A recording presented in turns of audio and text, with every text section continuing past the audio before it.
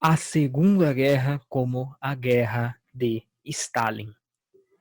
O filósofo austríaco Ernst Topitsch propõe uma nova interpretação para os fatos conhecidos a respeito da Segunda Guerra Mundial. No livro Stalin's War, A Radical New Theory of the Origins of the Second World War, ele se pergunta: e se tudo foi um artifício de Stalin? É disso que tratamos aqui hoje. Oliver Talk. Bem-vindo ao seu podcast de hoje. Enjoy! Eu sou André Assi Barreto e seja bem-vindo a mais um Oliver Talk.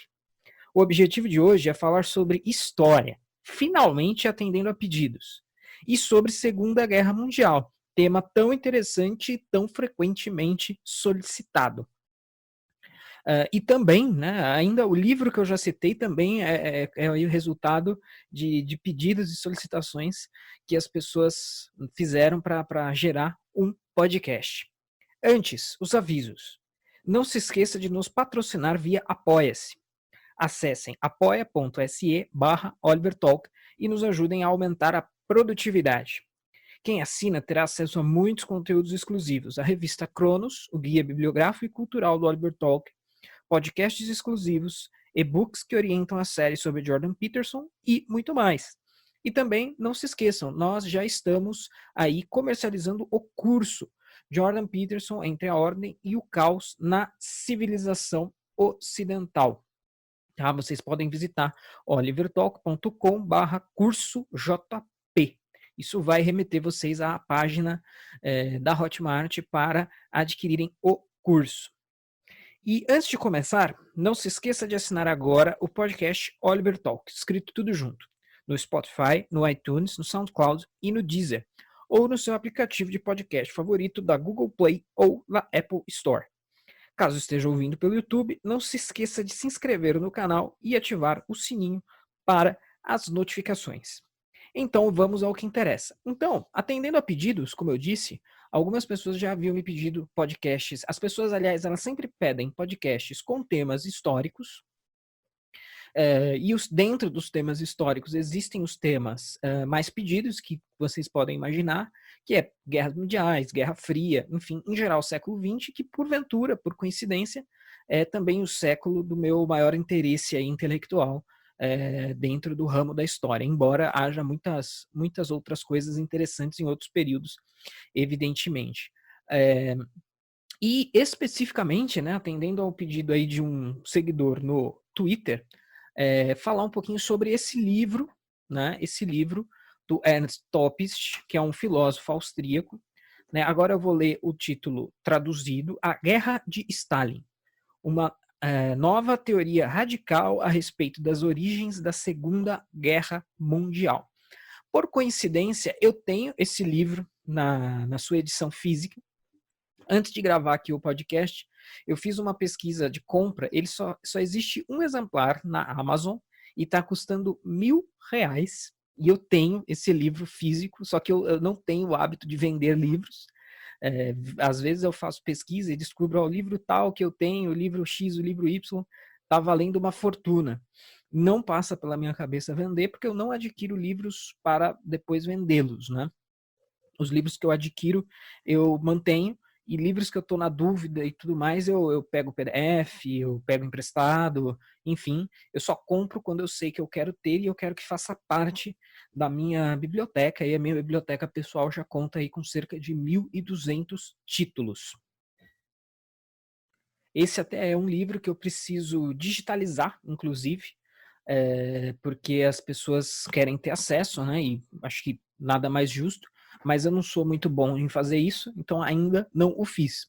E uma outra coincidência, a minha monografia do curso de História não foi exatamente sobre este livro, mas esse livro foi uma inspiração, né? E foi, sem dúvida nenhuma, uma referência bibliográfica para essa monografia que eu produzi. O título da minha monografia foi A Guerra de Stalin por uma nova interpretação da Segunda Guerra Mundial. E aí, desde já, vale a pena esclarecer aqui uma coisa. Quando a gente fala de nova interpretação, Quando a gente fala de interpretação, isso eu acredito que, já antecipando possíveis críticas, o mérito e o calcanhar de Aquiles desse livro é o mesmo. Ele está se debruçando sobre os mesmos fatos e propondo uma nova interpretação, uma nova teoria, né, como diz no título. Então, não se trata de falar, olha, é um documento, algum relatório, alguma coisa descoberta nova, alguma coisa física, alguma prova material que foi descoberta, encontrada e fundamenta essa teoria, mas, pelo contrário, é se debruçar sobre os mesmos fatos e então oferecer uma nova interpretação a partir destes mesmos fatos. Por que isso é o calcanhar de Aquiles? Porque alguém, evidentemente, pode e vai criticar o livro falando, olha, mas não existem evidências materiais dessa teoria. Ok? Mas, na verdade, se a interpretação estiver correta, todas as evidências materiais, ou todas não, né, mas uma parte das evidências materiais são evidências em favor desta interpretação. Então isso pode ser também um mérito, depende de como a gente olha. Mas fique aqui registrado desde já, então que não se trata, até porque se tratasse disso, provavelmente a repercussão seria maior, né? Mas não se trata de uma nova descoberta, mas de interpretação alternativa frente às evidências que se dispõem, né, que estão na mesa. Então, como que eu vou tocar o podcast aqui? Eu vou fazer algumas referências outras, né? Vou fazer algumas referências históricas, evidentemente, né? E ao longo do processo vamos chegar ao próprio Topic, né? Mas aqui farei referências a diversos outros autores. Esse podcast vai ser um podcast bastante rico, né? Então eu tenho um texto base aqui que eu preparei e vou ir tocando, né? Vou ir seguindo em cima de algumas explicações também pontuais e algumas intervenções. Então vamos lá. Se o primeiro conflito que recebeu a alcunha de mundial fora sanguinolento e catastrófico em proporções nunca vistas, poucos imaginam que sua continuidade, né, continuidade entre aspas, porque alguns são adeptos da tese de que uma guerra foi a continuidade da outra, sem um intervalo, que na verdade foi só uma única grande guerra, né? O Churchill tinha essa interpretação, então eu coloco continuidade aqui entre aspas, né? Poucos imaginavam que sua continuidade, a Segunda Guerra, pudesse ser ainda mais trágica e violenta. A atmosfera da Primeira Guerra nunca se dissipou. O mundo experimentou a crise de 29 e a Europa viu a ascensão do fascismo e dos totalitarismos. O século XX ficaria, então, marcado como a Era do Totalitarismo, fazendo paráfrase do termo consagrado pelo historiador Eric Hobsbawm, né, o comunista aí, que ele tem aquela série de livros, né, a Era das Revoluções e tudo mais. Eu fiz uma paráfrase aqui falando que o século XX poderia ser considerado a Era do Totalitarismo. E usando o conceito, então, mas isso sou eu que faço, pegando o conceito tão bem exposto e estudado pela filósofa Hannah Arendt. Se algum período na história humana de fato merece o epíteto de Idade das Trevas, certamente deveria ser o século XX, ao menos no que concerne à matança generalizada perpetrada no período. Nem o mais cruel rei medieval, em seus mais elevados sonhos, considerou a hipótese de matar tanta gente em tão larga escala, e nem o mais autoritário dos monarcas imaginou controlar as palavras e os pensamentos das pessoas, como pretenderam e, em certa medida, conseguiram os líderes totalitários do século passado. Se a Segunda Guerra Mundial foi, em alguma medida, um plano belicoso de Stalin para executar o seu próprio plano imperialista e expansionista, faz-se necessário conhecer alguns aspectos na sequência apresentados do conflito. Então vamos lá, vamos falar um pouquinho então sobre as causas da Segunda Guerra Mundial. Né? Entramos aqui agora em terreno propriamente dito do assunto, em seu aspecto central. Visto que queremos, em certa medida, contestar uma interpretação considerada como oficial das causas da Segunda Guerra, vale a pena seguir o mesmo método e percorrer essa interpretação oficial, ainda que de maneira breve. As causas da Segunda Guerra Mundial, e particularmente para a ascensão do nazismo, tal como relata a historiografia predominante, foi sumarizada pelo filósofo e historiador das ideias americano Leonard Peikoff, da seguinte maneira. Então agora eu vou elencar aqui, de acordo com esse historiador que eu citei, as principais causas, né, colocadas dentro da historiografia oficial para o surgimento, para a ocorrência da Segunda Guerra Mundial e para a ascensão do nazismo, que são coisas aí praticamente, né, imiscuídas nelas próprias. Então vamos lá. Primeira, a derrota alemã na Primeira Guerra Mundial e as sanções impostas pelo Tratado de Versalhes. Essa, eu acho que é a principal, a mais famosa explicação para a ocorrência da Segunda Guerra Mundial. Qualquer apostila de cursinho de história, qualquer livro didático de ensino médio vai colocar isso dentro de um esquema de relevância muito grande, né, e vai falar, olha, a Segunda Guerra Mundial ocorreu porque a Alemanha perdeu a primeira, sofreu fortes sanções muito rigorosas no Tratado de Versalhes, e isso atiçou os ânimos nacionalistas dos alemães e por aí vai, né, e até culminar na Segunda Guerra Mundial. Então esse é um fato, acho que os interessados aí por história da Segunda Guerra, com certeza, já ouviram essa explicação. Então essa é a primeira, a explicação A. Explicação B. A Grande Depressão fez o fascismo ascender na Europa e particularmente o nazismo na Alemanha. Essa também é uma explicação bastante famosa. C. A ascensão do nazismo se deve à fraqueza dos partidos não totalitários na República de Weimar, a pressão de alguns grupos sobre a guerra e a paralisia governamental que se seguiu desse quadro. Aí a gente já começa a ficar um pouquinho mais específico, um pouquinho mais refinado e fugir um pouco do lugar comum. Explicação D.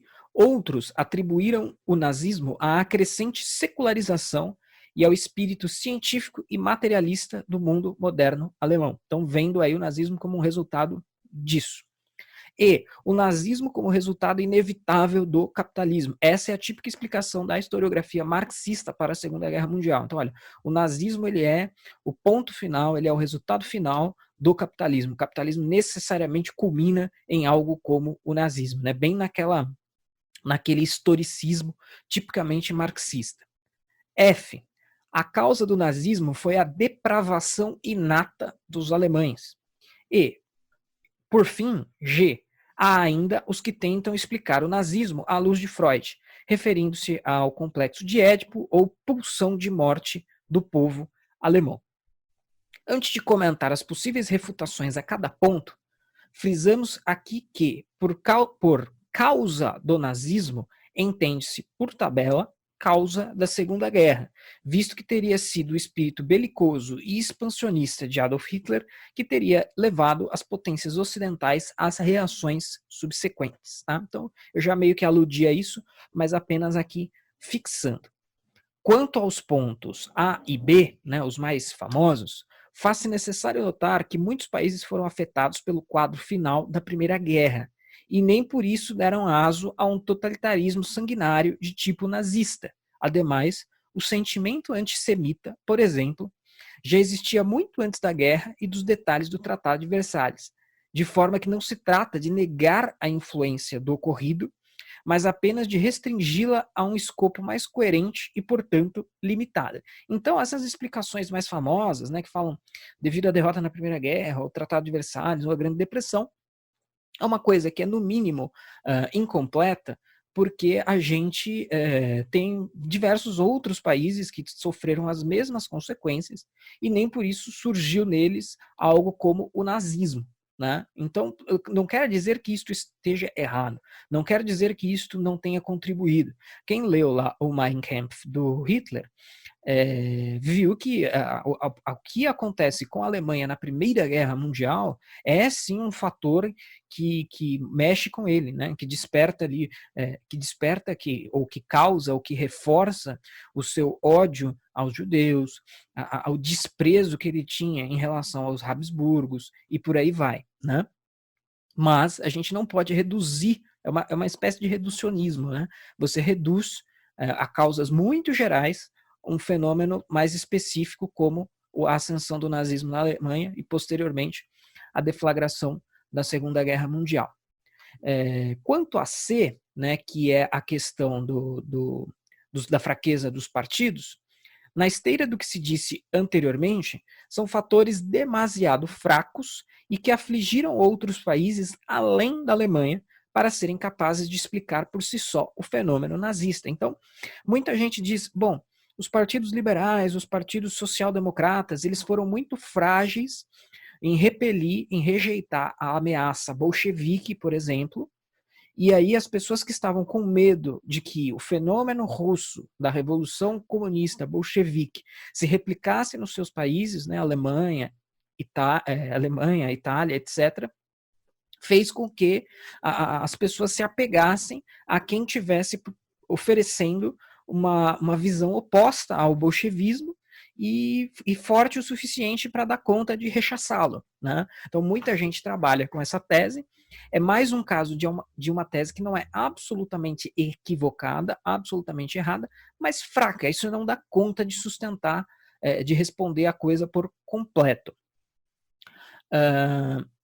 A causa do espírito material e científico normalmente é afirmada desde um pano de fundo religioso que deseja associar queda dos índices de religiosidade geral na Europa ao aumento de atitudes assassinas e imorais, podendo ser desacreditada por não ter valor histórico, cabendo ainda afirmar que, à época, a Alemanha era, especialmente na Prússia, um dos países mais religiosos da Europa Ocidental.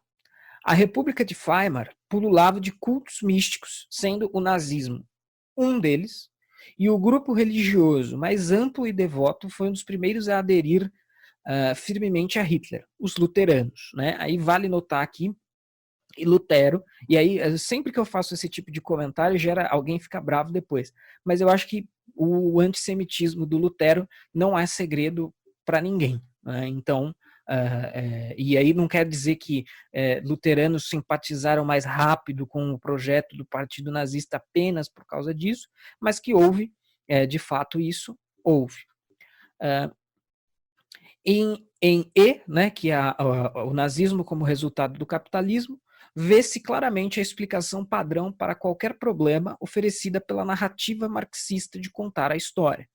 Se fosse esse o caso, por que o nazismo não ascendeu na Holanda ou na Inglaterra, verdadeiros berços do capitalismo e onde esse sistema econômico estava em estágio muito mais avançado?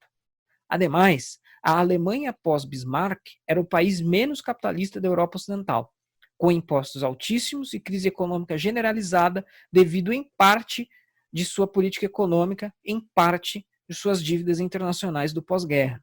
Portanto, a República de Weimar teve, desde o princípio, uma economia bastante controlada, centralizada e profundamente caótica. Era um país com dificuldade para se modernizar e uma sociedade cujas figuras políticas e elites financeiras tinham dificuldade de separar os interesses públicos dos privados.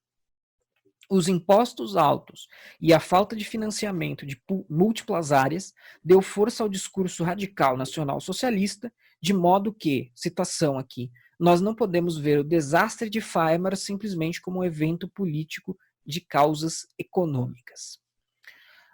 A guisa de conclusão, né, conclusão a respeito desse apanhado de teses para a ascensão do nazismo na Alemanha, em F, depravação é um conceito moral, e conceitos morais só fazem sentido à luz do livre-arbítrio. Se a depravação dos alemães fosse inata, eles não poderiam ser culpados pelo que fizeram. Ademais, regimes totalitários e sanguinários, como o de Hitler, diferindo apenas em grau, surgiram por todo o globo em diversas épocas. Por fim, G. Podemos descartar essa possibilidade, a do complexo de Édipo, porque o complexo de Édipo é um recurso freudiano que se propõe a explicar tudo e qualquer coisa. E, por consequência, lógica, nada explica. Né? Então, isso é só uma menção aqui, porque dentro do apanhado do Leonard Peikoff, ele traz esse daí, mas essas últimas são até meras curiosidades. Há ainda aqueles que atribuem a chegada de Adolf Hitler ao poder graças à sua genialidade inata, sua habilidade política singular e outras teses do gênero. Essa hipótese, para explicar toda a ascensão do nazismo com ênfase única e exclusiva na figura de Hitler, deveria ignorar onde ele surgiu, em qual momento cultural apareceu, quais elementos de personalidade eram admirados pela população da época, entre outros fatores. A explicação mais difundida para a ascensão de Hitler ainda é a interpretação weberiana da liderança carismática, em busca na sociedade e não em um indivíduo isolado. A compreensão de tamanho sucesso. Assim, adota-se aqui uma explicação que também vai na contramão desta hipótese generalizante. Um de seus maiores biógrafos, dos maiores biógrafos de Hitler, o Ian Kershaw, em obra de 2001, defende que a resposta deve ser encontrada na sociedade da época e em suas motivações políticas e sociais. Na mesma linha do autor anterior, segue-se ipsis literis a posição do filósofo germano-americano que teve de fugir do regime hitlerista e se abrigar em solo americano, Eric Voegelin. E aí eu tenho uma citação aqui do Eric Voegelin para trazer para vocês. Diz o Voegelin: o fenômeno de Hitler não se esgota em sua pessoa. Seu sucesso deve ser situado no quadro geral de uma sociedade arruinada intelectual ou moralmente, no qual figuras que em outros tempos seriam grotescas e marginais e podem ascender ao público por representarem formidavelmente o povo que as admira. Essa destruição interna de uma sociedade não terminou com a vitória dos aliados sobre os exércitos alemães na Segunda Guerra Mundial, mas continua até hoje. Devo dizer que a destruição da vida intelectual na Alemanha em geral e nas universidades em particular é fruto da destruição que pôs Hitler no poder e da destruição perpetrada pelo seu regime. O processo ainda está em curso e não é possível antever seu fim. De sorte que consequências surpreendentes são possíveis. O estudo desse período por Karl Kraus e, especialmente, sua arguta análise do detalhe sujo, aquilo que Hannah Arendt chamou de banalidade do mal, tem grande importância para nós hoje, pois é possível encontrar fenômenos correlatos na sociedade ocidental, embora não ainda, felizmente, com os efeitos destrutivos que resultaram na catástrofe alemã. Então, essa citação do Voegelin é uma citação que eu já trouxe em outros momentos.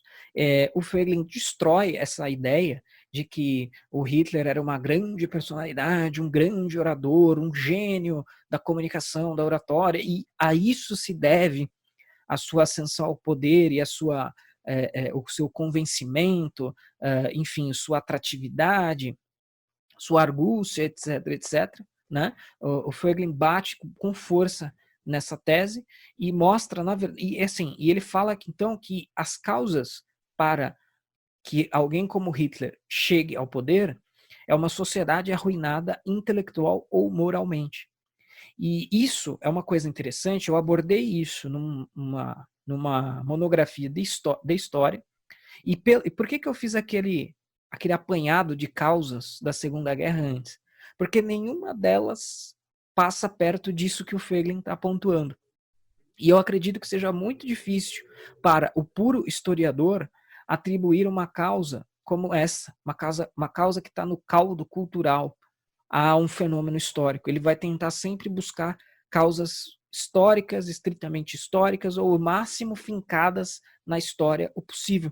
Né? E quando a gente traz aí o Voegelin no auxílio para tentar explicar a ascensão do nazismo na Alemanha, por tabela, a causação da Segunda Guerra, a gente tem um ganho muito grande aí a se ter. Né? Mas prosseguindo aqui, então, ainda sobre a suposta aura que Adolf Hitler seria adotado, encantadora das massas, o mesmo filósofo, né, o mesmo Voegelin, afirma: então, a aura não é um poder objetivo, mas funciona seletivamente. Certas pessoas sucumbem a essa aura, outras não. E a seletividade da aura, de novo, está em correspondência com a problemática que tratei da última vez. A fonte da autoridade, poder, razão e revelação. Quem reage apenas ao poder sucumbe à aura do poder e da existência que irradia de Hitler. Quem, além disso, é uma personalidade de certo nível espiritual, não sucumbe. Essa é a diferença. Então, pessoas comuns e vários outros grupos sociais sucumbem. Em todas as conferências e discursos de Hitler, havia algumas mulheres nas primeiras fileiras que eram fãs estáticas e estavam sempre por ali. Eram chamadas pelos membros da SS, pessoas de uma disposição algo mais tosca, a Brigada de Veia Varicosa. Esses, então, eram os tipos de pessoas fascinadas por Hitler e sucumbiam à aura dos olhos azuis. Quando se leem os discursos da líder da organização feminina nacional socialista, onde ela elogia em termos de êxtase sexuais o homem que Deus enviou a elas, vê-se que esses são os tipos que sucumbem.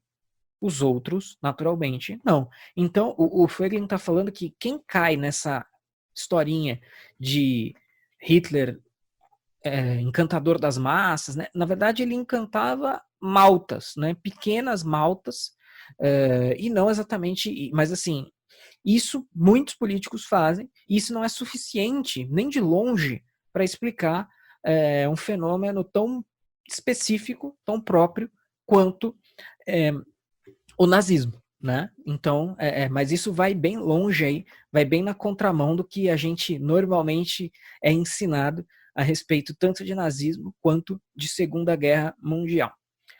Então vamos lá, prosseguindo. O deslumbramento com a figura de Hitler era muito mais fruto de uma adoração cega das subclasses que o cercavam do que relativo a verdadeiros méritos intrínsecos à personalidade do ditador nazista. Uma criação de sua época e um símbolo de revolta dos frustrados, humilhados, desempregados e raivosos, como diz o Modris Eckstein em A Sagração da Primavera. Ele emerge em uma sociedade em contínua disputa entre forças extremistas. Nazismo e comunismo dominavam a paisagem alemã. Ambos eram partidos da Revolução, diz o mesmo Eckstein. De forma que atribuir a chegada do nazismo ao poder e, por consequência, as ações alemãs na Segunda Guerra à genialidade de Hitler é um patente equívoco baseado em uma generalização unilateral. Trazendo aqui outras duas citações do Modris Eckstein, lembrando, né, esse livro não são citações apenas de A Sagração da Primavera, tá? Que é o livro que o Olavo fala, que é provavelmente o melhor livro que ele já leu, mas tem alguns outros livros do Eckstein que eu vou trazer no final, né? Como isso daqui, o texto base disso daqui é um texto acadêmico, eu vou aqui digerindo aos poucos, no final eu trago os principais livros citados, né? As principais referências bibliográficas, tá? Então se eu fizer alguma referência a autores e você já está meio confuso, no final eu coloco tudo à disposição. Tá? Então aqui há duas citações do Eckstein importantes para o que a gente está colocando. Durante o verão, enquanto a depressão continuava sua curva ascendente, o apelo nazista aumentou. Por toda a parte se via privação e dificuldade. Em 1932, na eleição parlamentar nacional de julho, a representação do partido no parlamento saltou de 107 para 231. Se 89 dos comunistas eleitos fossem adicionados a este bloco radical, do total de 320 assentos dos 608 no parlamento, isso significava que agora 2 partidos extremistas controlavam a atmosfera alemã. A Alemanha estava em condição de pré-guerra civil. Então é interessante essa citação do Eckstein, porque ele está aqui, né? Mais para frente eu vou citar um pouquinho a questão do nazismo de direita, nazismo de esquerda, que é esse tema que para mim já se tornou um tema enfadonho, né, um tema chato. Mas ele está aqui equiparando, né, falando, olha, nazistas e... Está falando uma obviedade, na verdade, né, que nazistas e comunistas eram radicais que estavam ali circulando na atmosfera política da Alemanha. E está colocando os dois aí em pé de igualdade, né? Uma outra citação aqui do Eckstein. Hitler não chegou ao poder por um golpe de Estado. A Constituição estava em ruínas e o vácuo político existia. A conquista do poder nazista não foi uma tomada de poder. Foi uma afirmação de desejos positivos, de princípios, de verdade, em um vácuo de valores, convicções e alternativas políticas, tá? De forma que atribuir a chegada do nazismo ao poder e, por consequência, as ações alemãs na Segunda Guerra à sua genialidade é um patente equívoco. Hitler pode ser tranquilamente descrito como um carniceiro que chegou ao poder na hora certa para executar seu projeto totalitário de poder e de mundo. Agora vamos lá, né? Vamos falar aqui de temas mais polêmicos ainda. Então, nacionalsocialismo e comunismo. Irmãos siameses, expansionistas e totalitários. Então, por que eu estou trazendo isso aqui? Não é por um mero desejo de entrar nessa discussão sobre nazismo e comunismo, se são de quem é de direita, quem é de esquerda, mas é também porque essa questão dos dois serem expansionistas, isso é fundamental, isso é essencial para se compreender totalmente a nova interpretação que o Topic está oferecendo. Tá? Então não é apenas não é nem diletantismo, nem querer se aparecer e nem querer ser polêmico. Tem uma função intelectual nisso daqui. Tá? Então, há muita discussão, até mesmo no nível do senso comum, sobre as naturezas tanto do nazismo como do comunismo. Existem os partidários que defendem que eles seriam absolutamente antagônicos, visto que um perseguiu e combateu o outro por certos períodos, e também existem os defensores da ideia de que eles seriam ideologias bastante próximas entre si. O pessoal que é adepto dessa tese de que, olha, não, nazismo e comunismo são 100% antagônicos porque os nazistas perseguiam os comunistas. Bom, os xiitas perseguem os sunitas e os dois são muçulmanos. Né? Então, essa é uma teoria meio furada aí, né? Mas, enfim, isso é só curiosidade. Adotamos aqui a hipótese de que ambos viveram fases de agressão entre si, como é de conhecimento geral, mas que as estruturas de ação, de pensamento e o ideário dessas duas ideologias totalitárias e sanguinárias são mais próximas do que a historiografia oficial está disposta a admitir. Particularmente, no aspecto que norteia esse podcast, como ideologias totalitárias, isto é, que almejam o poder literalmente total, isso tudo implica para nazismo e para comunismo num expansionismo radical que almeja, em última instância, o domínio global. Tá? Então, os grandes, aqui, todos que se propõem a ser grandes impérios acabam mais cedo ou mais tarde sendo expansionistas, e mais cedo ou mais tarde isso vai ter que culminar no totalitarismo. Né? Você vai precisar de um poder total se você quiser realmente colocar o mundo todo de joelhos. Né? E é claro que totalitarismo, ninguém aqui está sendo anacrônico e querendo falar que os impérios prévios ao século XX eram totalitários, mas a coisa foi se aprimorando a ponto de chegar onde chegou, né, de chegar no totalitarismo no século XX. Sobre esse tema, tem uma nota de rodapé aqui que eu acho que vale a pena de ser lida, e aí a gente volta para o texto. Né? Então, existe aqui uma referência, inclusive eu tenho certeza que muita gente vai pedir referências bibliográficas nesse podcast. Então tem uma notinha de rodapé aqui a respeito dessa ideia de poder total, né? E literalmente total, não é metaforicamente total, mas é literalmente total. E eu digo aqui o seguinte: isso é particularmente importante para diferenciar o fenômeno totalitário de todo o resto já observado pela humanidade.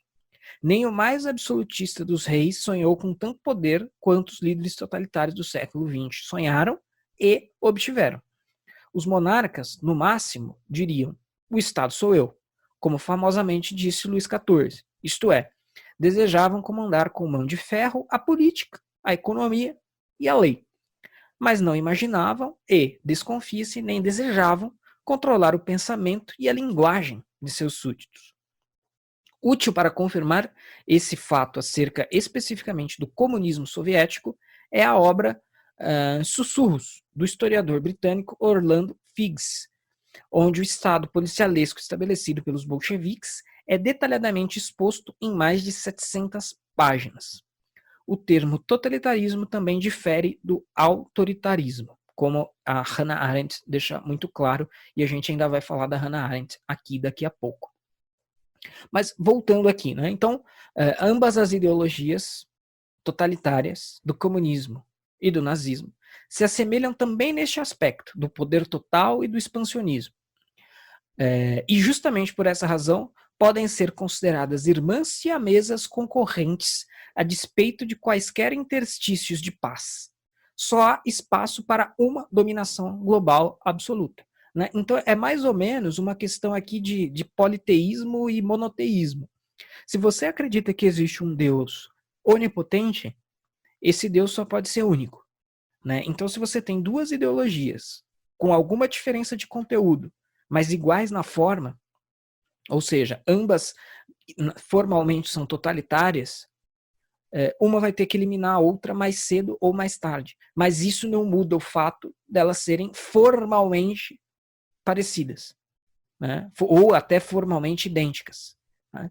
Vai haver diferenças de conteúdo, e mais cedo ou mais tarde tende a haver diferenças de conteúdo, porque não existem dois deuses onipotentes, mas isso não quer dizer que as duas não sejam irmãs siamesas e gêmeas aí, né, digamos. Ou seja, a divergência, né, entre as duas é mais no campo da realidade prática que propriamente da teoria. A explanação de François Furet ajuda a compreender a questão. Então, diz o François Furet, portanto, na Alemanha nazista que se vê o bolchevismo mais perfeito.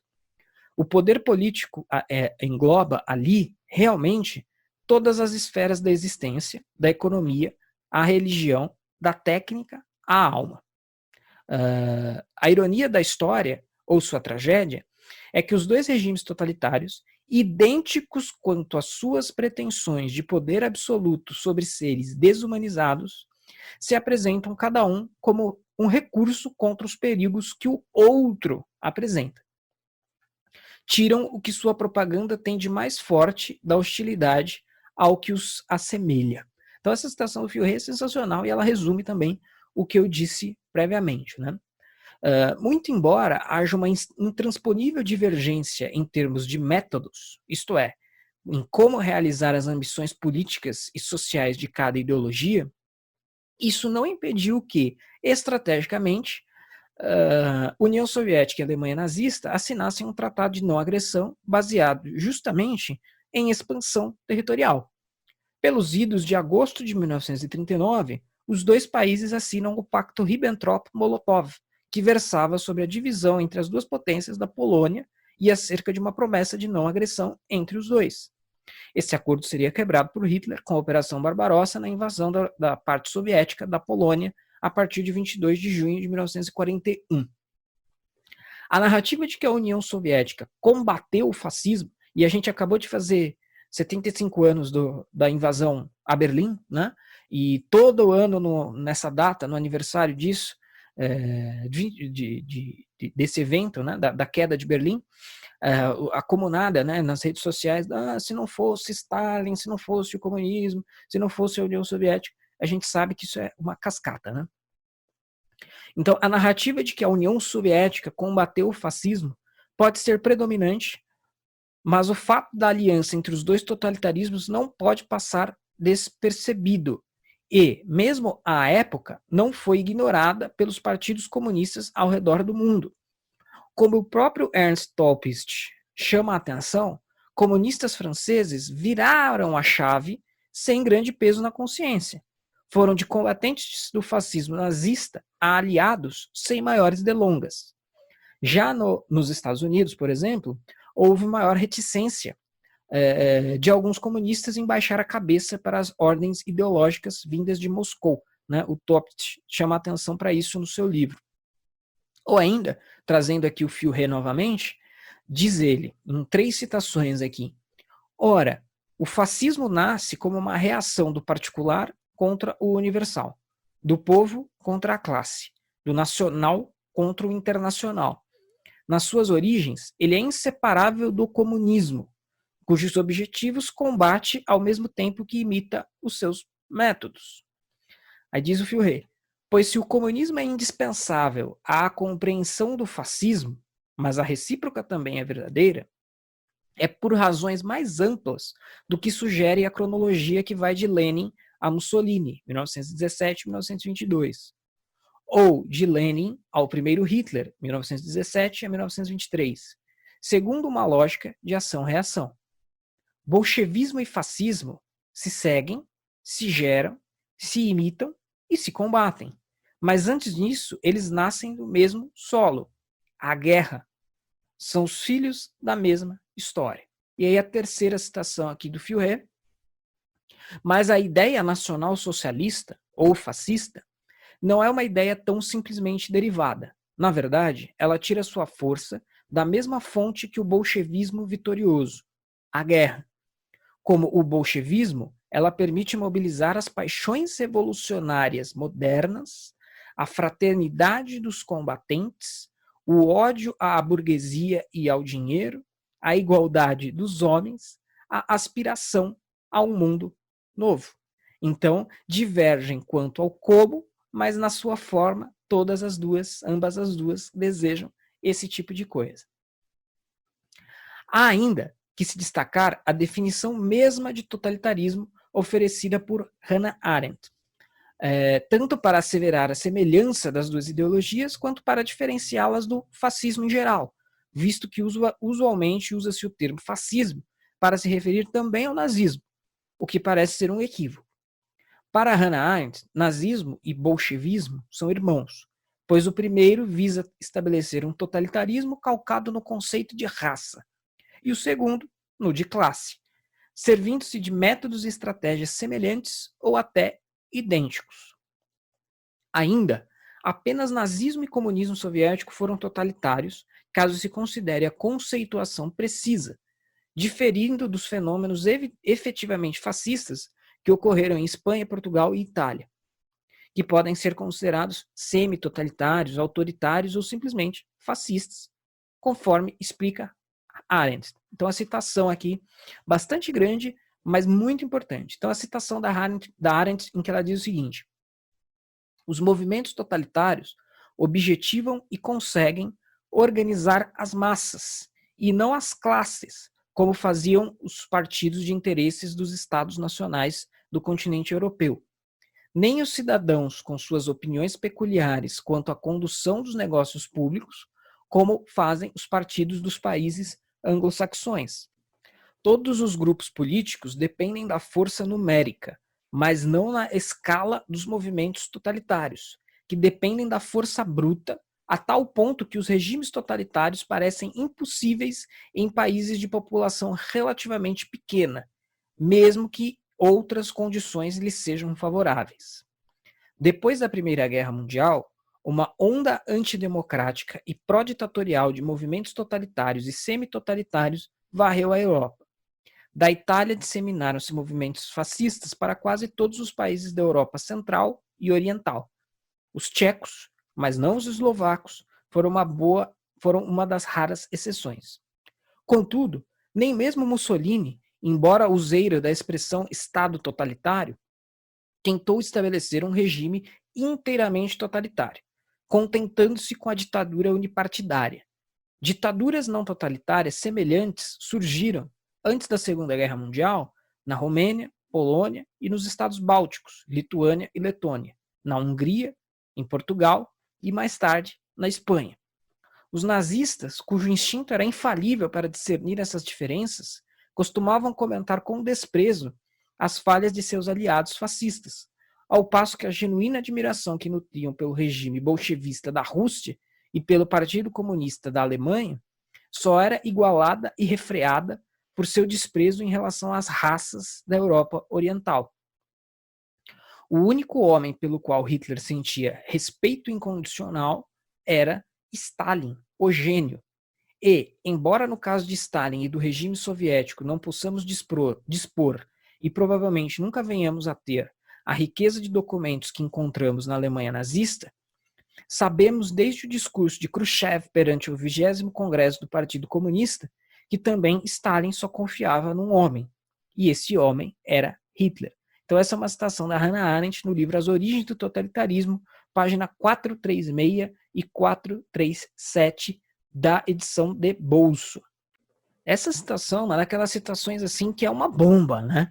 Porque ela fala, óbvio que hoje, né, em que a gente tem qualquer coisa sendo classificada como fascismo, a gente não consegue nem sonhar em começar a pensar nessa distinção entre para a esquerda era tudo fascismo, todo mundo que discorda da esquerda é fascista e acabou. Mas quando a gente lê uma citação como essa, a gente vê que nazismo e comunismo foram fenômenos próprios, né? Foram fenômenos específicos, que eles podem ser entendidos dentro do contexto do fascismo, mas eles não podem ser simplesmente classificados, colocados no mesmo balaio que os fascismos de outros lugares.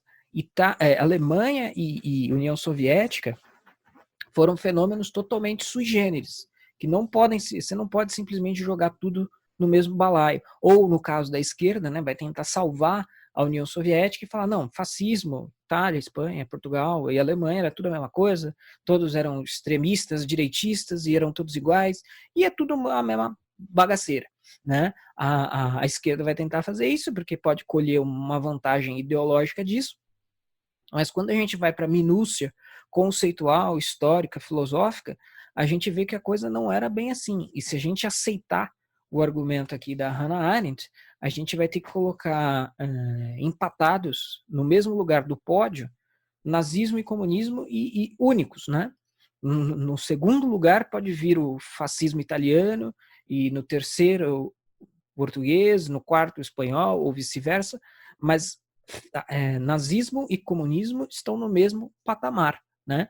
E além de chamar atenção para esse fato aqui nessa citação, a Hannah Arendt fala dessa admiração mútua entre Hitler e Stalin, Stalin e Hitler, né? Claro que com certeza a galera os comunistas vão dizer que porque eles descartam tudo como historiografia reacionária e por aí vai, mas essa não é nem a questão aqui, né? Mas essa citação realmente cai como uma luva e cai como uma bomba. Às vezes, mesmo eu, pelo menos, quando eu li isso pela primeira vez, eu lembro de ter comprado esse livro, As Origens do Totalitarismo, com as mãos, assim, sôfregas, né, tremendo, doidinho para ler. Aí eu devorei, e quando eu li essa parte e outras, mas essa principalmente, eu fiquei assim, de boca aberta, né? É realmente uma coisa que assusta até nós que não estamos previamente dispostos a interpretar as coisas positivamente em favor da União Soviética. A afirmação de Arendt certamente soa como um choque para aqueles acostumados à versão e bibliografia oficiais, onde subrepticiamente Stalin é retratado como uma espécie de herói da derrota de Hitler. Contudo, conforme ilustrou-se até aqui, ambos ditadores eram admiradores um do outro, e Stalin se volta contra Hitler apenas quando isso se tornou estrategicamente interessante. Isso também vai ser importante para a nossa tese mais à frente. Após as potências ocidentais estarem já em longo desgaste no combate ao nazismo, depois de Stalin ter sido abastecido por gordas quantias de dólares e armamentos americanos e, ainda, frisa-se, após a Força Aérea Real Britânica ter dizimado a poderosa Luftwaffe, como não deixa esquecer o historiador britânico Paul Johnson, na biografia que ele tem de Churchill, o que permitiu a exitosa invasão soviética por terra da Berlim nazista. Então esse é um bom ponto de refutação também às baboseiras comunistas ditas em todo aniversário da invasão de Berlim. Vale ainda uma última refutação que paira em torno da suposta inimizade visceral entre nazismo e comunismo enquanto ideologias opostas, de que enquanto a Alemanha nazista perseguia e matava judeus, como é bem sabido, a União Soviética seria uma espécie de paraíso e refúgio para judeus. Conforme documenta o livro Samizdat, a identidade judaica na União Soviética, a identidade judaica só era possível de maneira marginal e não oficial na União Soviética. A identificação como judeu tinha de ser clara em passaporte e as publicações judaicas foram absolutamente suprimidas e perpetuaram-se apenas na ilegalidade. Inclusive esse termo samizdat é justamente isso. É uma literatura clandestina que circula em algum país. Tá? As publicações judaicas tiveram que entrar na condição de samizdat Se escreve S-A-M-I-Z-D-A, acento agudo, T, Samizdat. As publicações judaicas entraram em Samizdat na União Soviética. Com isso, não se pretende afirmar aqui que soviéticos eram tão antissemitas quanto nazistas, ou que tenham promovido matança sistemática e organizada do povo judeu, tal como na Alemanha de Hitler. Contudo, a condição não era livre e positiva. Talvez muitos avaliem assim, justamente em comparação com a Alemanha, mas tratando a questão em si mesma, poucas vantagens ou benefícios se verificam.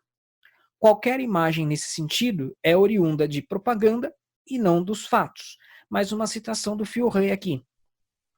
Então ele diz, o François Furey, se, porém, existe de maneira tão forte no século, é por uma razão oculta no tumulto dos insultos recíprocos. É porque Hitler é o irmão tardio de Lenin. Existe um modo mais filosófico de exprimir esse parentesco secreto. Se extrairmos do bolchevismo um conceito mais vasto que o regime russo, marcado pela marginalidade geográfica e pelo atraso histórico.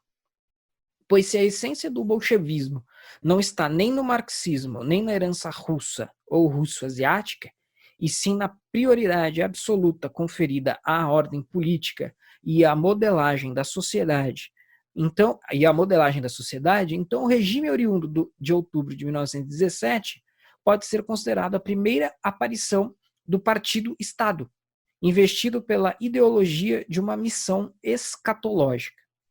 O bolchevismo vermelho é, assim, analisado como um fenômeno prenunciador dos regimes totalitários do século, embora envolto em roupagens de uma outra era. O que ele prefigura é realizado sob uma forma moderna por Hitler. Né? Então, reforçando aí a irmandade dos dois. Embora não seja o caso aqui de esgotar a vasta bibliografia que trata das diversas semelhanças históricas, sociais, políticas, econômicas e metodológicas entre nazismo e comunismo, justifica-se a menção de algumas.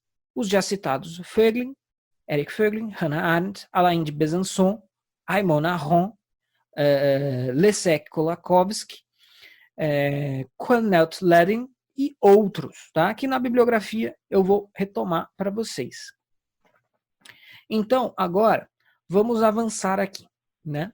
As bases do conflito, as bases da Segunda Guerra Mundial. Então, em 1931, o imperialismo expansionista japonês, que estava a todo vapor, invade a Manchúria, província chinesa de solos férteis e rica em minérios. Embora a Liga das Nações tenha condenado o ato japonês, nada fez além da declaração verbal. Em 1937, o Japão deixa a Liga e mantém a ocupação da China, ocupando-a quase que totalmente. Na Itália, Benito Mussolini, um ex-socialista e então fascista, ocupava o poder e tinha uma política externa expansionista. Em 1936, conquistou a região que hoje se conhece como Etiópia. As forças de defesa etíope eram simplórias e a invasão italiana foi relativamente fácil. Uma das ideias de Mussolini era sugerir que, a partir do evento dessa invasão, era o princípio do retorno do poderio romano. Mais uma vez, a Liga das Nações reage, condenando a ação, mas sem maiores efeitos.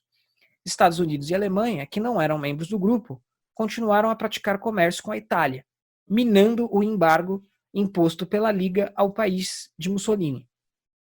A Liga das Nações, fundada ao final da Grande Guerra para garantir a paz, em verdade, não conseguia atingir seu objetivo.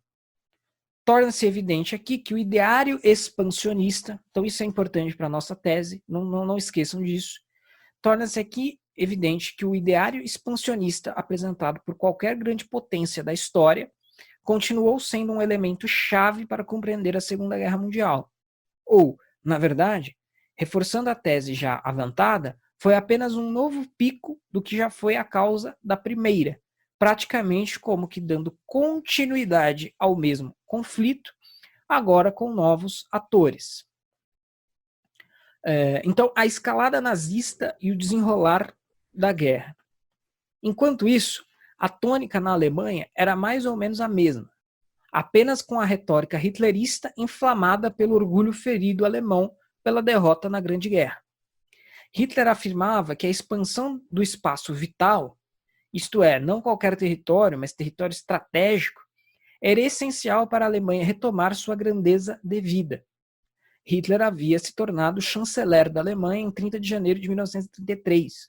Em 1935, já reintroduziu o serviço militar obrigatório, estreitou sua relação com fabricantes de armas e gasolina, dando início ao rearmamento da Alemanha, até então impedida disso por cláusulas já citadas do Tratado de Versalhes.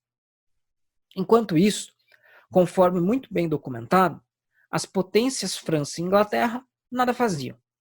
É bem verdade que muita gente, entre intelectuais e políticos, tardou em demasia a enxergar o perigo nazista em sua verdadeira natureza.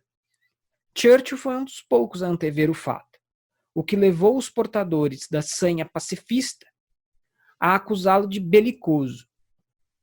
Muitos só foram se atentar para o perigo nazista quando a coisa já estava incontrolável a ponto da ocorrência da Kristallnacht, a famosa Noite do Cristal, onde os arruaceiros de Hitler, inicialmente chamados de SA, em 1933, saíram às ruas para destruir estabelecimentos comerciais judaicos e prender judeus aleatoriamente. Só então muitos jornais da Europa e além relataram o regime nazista em toda a sua brutalidade, antissemitismo e perigo. O episódio é bem documentado pelo historiador Martin Gilbert em A Noite de Cristal. Em 1936, Hitler e Mussolini se tornam aliados e colaboram com Francisco Franco na Guerra Civil Espanhola. O bom resultado no conflito deu luz ao que veio a se tornar o eixo Roma-Berlim. Posteriormente, com a aliança com o Japão, eixo Roma-Berlim-Tóquio, formando os famigerados países do eixo, que até hoje rendem a já popularizada expressão eixo do mal. Em 1938, a sanha expansionista de Hitler estava a todo vapor. E ocorre o episódio denominado Anschluss, que é a anexação da Áustria, pátria de Hitler, ao território alemão. Evidentemente que, ainda não contentes, nazistas desejavam a região dos Sudetos, parte industrializada da então Tchecoslováquia e de maioria alemã. Temerosa, a Tchecoslováquia esperava a ajuda da França, que não vem, pois a França prefere aderir à política de apaziguamento, encabeçada pelo ministro inglês Neville Chamberlain. França e Inglaterra ainda acreditavam na possibilidade de paz com Hitler. Mesmo quando Churchill chega ao poder, muita gente próxima e poderosa em seu gabinete desejava a paz com Hitler, como o filme lá, O Destino de uma Nação, e a minha participação lá no Isentão Cast a respeito de Churchill e Chamberlain, eu deixo claro essa questão e não vou entrar nela aqui, Então, mas muita gente acreditava na possibilidade de paz com Hitler, provavelmente insuflados de retórica pacifista. Não se duvida, nem Churchill nunca duvidou, das boas intenções do ministro Chamberlain. Não era o caso de que ele fosse simpático a Hitler ou coisa do tipo. Apenas era um homem cuja fibra moral fazia ver o mesmo que via em si nos outros, até num carniceiro como Hitler. A realidade é muito mais complexa e desagradável. E conforme dizia o próprio Churchill, não se negocia a paz com um crocodilo quando se está com a cabeça dentro da boca dele. Após tantas invasões e atos belicosos, a gota d'água para as potências aliadas foi a invasão alemã da Polônia, a quem ingleses e franceses já haviam prometido proteção. Nesse mesmo momento é assinado o já citado Pacto Germano-Soviético ou Pacto Ribbentrop-Molotov, de não agressão e divisão da Polônia entre nazistas e soviéticos. Em 1º de setembro de 1939, a Polônia é invadida pelas forças nazistas e então, em 3 de setembro, França e Inglaterra declaram guerra à Alemanha, dando início à Segunda Guerra Mundial. Então, essa temática do expansionismo, do aumento do território, é essencial para a gente entender, é uma espécie de constante, de chave essencial para a gente entender tudo o que já foi dito até aqui e ainda o que vai ser útil para nós na sequência do desenvolvimento aqui da nossa teoria. Até 1940, a Alemanha de Hitler havia dominado ostensivamente ou posto sob sua influência virtualmente toda a Europa, com as exceções da ilha, Grã-Bretanha, parte da França e, num outro contexto diferente, a União Soviética. Fica desenhado, portanto, o contexto de um conflito entre as potências centrais e a Alemanha nazista de radical expansionismo, e a União Soviética, até então, à espreita e tratando a guerra como uma guerra do capital e encarando convites para retaliar Hitler como interesses do capitalismo em envolver o comunismo numa guerra que não era sua, numa espécie de manobra capitalista. Então, a posição inicial da União Soviética é a posição que a gente espera de um comunista. Né? Tudo é culpa do capitalismo, tudo é culpa dos interesses capitalistas, do capital internacional. A gente está ouvindo isso na boca de candidato comunista às eleições presidenciais no Brasil outro dia. Né? Então, a postura inicial da União Soviética é: eu não vou me meter nisso, isso é coisa de capitalista, isso é coisa das potências capitalistas, não nos diz respeito. Se a gente entrar nessa, a gente vai estar jogando o jogo dos caras e isso não nos convém. Né? Isso se deu, inclusive, após o Winston Churchill alertar Stalin dos interesses nazistas de invadir a União Soviética. Será que o próprio Stalin realmente não sabia disso? Ernst Topist confirma que Stalin estava, de maneira antecipada, plenamente ciente dos planos de Hitler, isto é, da Operação Barbarossa. A derrocada nazista teve início justamente quando Hitler tenta invadir a União Soviética a partir de 1941, com a Operação Barbarossa. Em 22 de junho de 1941, os nazistas avançam 750 quilômetros território soviético adentro. O otimismo era tal que o alto escalão nazista cria numa queda da União Soviética em 2 semanas, o que não se confirmou. Os nazistas chegaram às beiras de Moscou, mas a tomada da capital não se efetivou. No verão de 1942, se organizou a maior batalha da Segunda Guerra, em Stalingrado, que veio a durar de novembro de 1942 a fevereiro de 1943. É nesse contexto, com a chegada do inverno, que se constrói o mito da ineficácia nazista no rigoroso frio de menos 40 graus russo. Alemães conheciam muito bem o inverno russo e já haviam batalhado lá durante o inverno. A derrota nazista se deveu muito mais a um pacote de erros estratégicos que ao frio. A invasão se iniciou no verão de 41 e terminou no verão de 43, implicando necessariamente no fato de que os nazistas administraram território soviético durante o inverno, como não poderiam saber das adversidades causadas pelo frio extremo. A principal parte da batalha de Stalingrado, de fato, ocorreu no inverno, mas a cronologia de todas as batalhas importantes entre os alemães e soviéticos mostra uma distribuição homogênea, sem destaque algum para os invernos. Por fim, soviéticos jamais poriam suas apostas num fator aleatório, incontrolável, ainda que previsível, como o inverno. Fato é que a derrota em Stalingrado demarcou a primeira grande derrota de Hitler e fortes baixas em seu poderoso exército. A coisa se acirrava na Europa, mas também nas demais partes do planeta, o que determinaria a entrada dos Estados Unidos na guerra, mais uma vez tardiamente. Aumentava a tensão entre Estados Unidos e Japão, o que conduziu as duas potências a conflitos de interesses territoriais.